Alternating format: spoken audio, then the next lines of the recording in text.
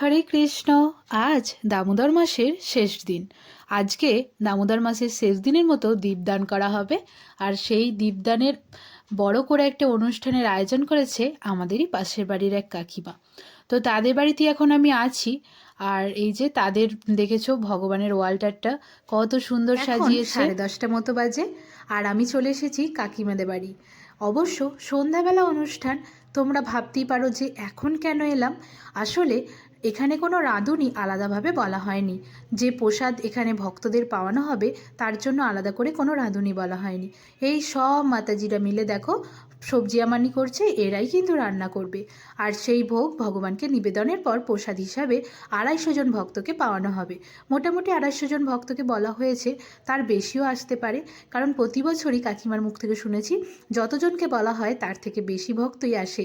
আসলে যত দিন যাচ্ছে ভগবানের প্রতি সমস্ত মানুষের কিন্তু ভক্তি দিন দিন বেরিয়ে চলেছে। এখন দেখো আমাদের মাতাজি অর্থাৎ আমাদের কাকিমা এখানে কিন্তু চলে এসেছে। সকাল থেকেই বাড়িতে ছিল না, সকালবেলা আর কি গঙ্গা স্নানে গিয়েছিল। 5 দিন ধরে ভীষ্মপঞ্চক ব্রত করছে আর আজকে শেষ দিন। মাতাজি আসতেই আর এক মাতাজি কিন্তু কিভাবে প্রণাম করছে মাতাজিকে দেখো। রান্নার কাজ শেষ করার পর ভগবানকে ভোগ নিবেদন করা হয়ে গেছে আর এখন সন্ধ্যাবেলাও হয়ে গেছে। আর দেখো ছাদেতে এখানে ভগবানের ওয়ালটার সাজানো হচ্ছে। পুরো ছাদটা মিউনিচার লাইট দিয়ে বেশ সুন্দর করে সাজানো হয়েছে। আর এখানে ভগবানের আলেখ্য অর্থাৎ রাধা মাধবের আলেখ্যর মধ্যে যে মালাটা দেয়া হয়েছে সেখানেও দেখো গায়েতে মিউনিচার লাইট লাগানো হয়েছে। আমাদের গোপালকেও অবশ্য আমি নিয়ে এখানে চলে এসেছি। আর এখানে সমস্ত ওয়ালটার সাজানোর কাজ এই যে এই মাতাজিরা সবাই মিলে কিন্তু একসঙ্গে হাতে হাত লাগিয়ে করছে। আর এখানে যত ভক্তরা আসবে সবাই তো দীপদান করবে। আর দীপদানের জন্য মাটির এখানে প্রদীপ তৈরি করা হয়েছে আগের দিন থেকে। এইসব সলতেতে কিন্তু আবার ঘিও লাগানো হচ্ছিল। মানে এক কথায় সমস্ত কিছু রেডি করা হচ্ছিল। আর এই যে থালাটা এই যে সাজানো হচ্ছে এটা আমাদের মাতাজি আরতি করবে ভগবানকে। এখানে পঞ্চপ্রদীপ আছে, এই পঞ্চপ্রদীপতেই ভগবানকে আরতি করবে। গাঁদা ফুল দিয়ে থালাটা সাজিয়ে বেশ কিন্তু সুন্দর লাগছে। আরও সুন্দর লাগবে যখন এই 5টা প্রদীপ একসঙ্গে জ্বলবে। দেখো সামনে থেকে তোমাদের দেখাই কতটা সুন্দর লাগছে। সন্ধ্যা আরতি শুরু হয়ে গেছে, দেখো মন দিয়ে তোমরা সন্ধ্যা আরতিটা। এবার এক এক করে কিন্তু সমস্ত ভক্তরাই আসবে।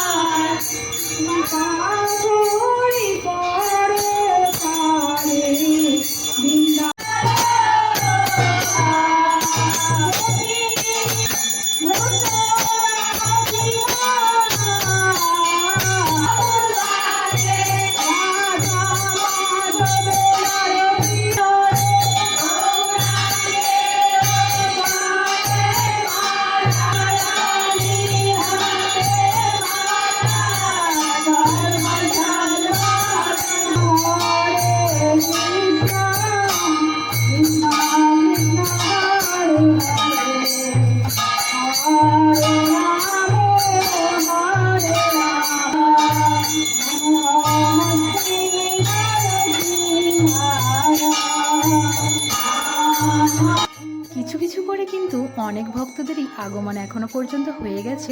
অনেকেই এসেছে, এখনো অনেক বাকি আছে। আর দেখো এই আরতির পর কত মাতাজিরা মিলে নৃত্য করছে। এই যে এই আনন্দটাই তো জীবনের সব থেকে বড়। আরতির পর এখানে অনেক মাতাজিরাই কীর্তন করছিল। আর দেখো পুরো ছাদটা কিন্তু ভক্ততে ভরে গেছে। কত ভক্ত এখানে এসেছে আজকে। এমনকি এখনও কিছু কিছু করে ভক্তরা আসছে, তাদের আর বসতে দেওয়ার জায়গা নেই। মাতাজি নিজেও কল্পনা করতে পারেনি আমাদের গোবিন্দকে ভালোবেসে এত মানুষ আসবে। গোবিন্দকে ভালো না বেসে কি কেউ থাকতে পারে বলো?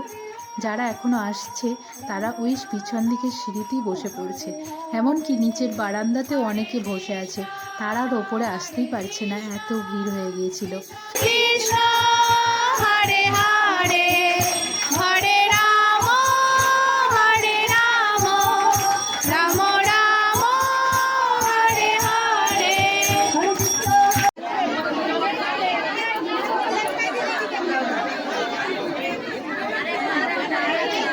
আচ্ছা একে একে ওখানে মেসেজ আছে।